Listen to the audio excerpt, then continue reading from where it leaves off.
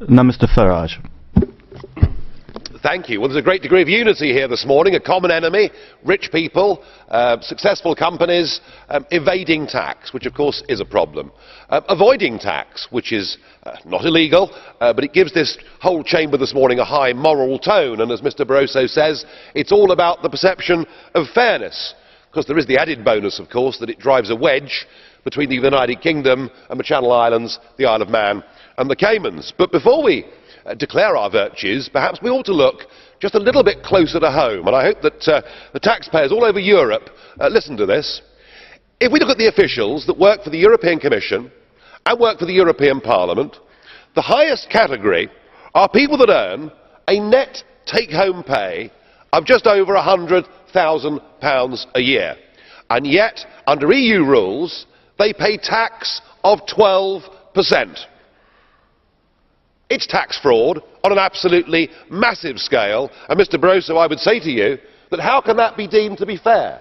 How can people out there struggling, the 16 million unemployed in the Eurozone, how can they look at these institutions, not only paying people vast sums of money, but allowing them tax and also, of course, pension benefits on a scale not seen anywhere else in the world? So I suggest we have a bit less of this high moral tone.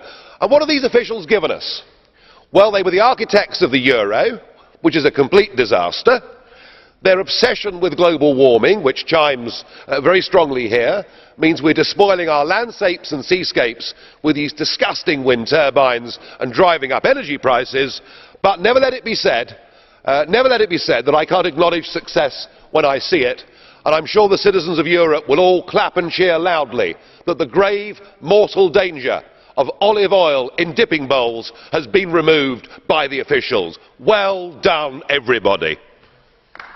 There's a question from Mrs Yakonsari for you, sir.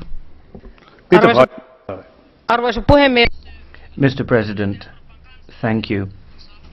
I hope that the citizens of Europe have heard Mr Farage's cynical views and his praise for the UK's tax havens.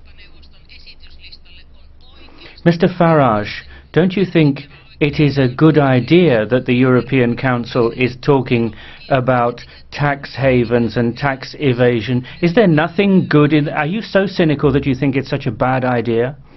I agree with you that tax evasion is a problem and is costing governments money, but we should remember that tax avoidance is legal.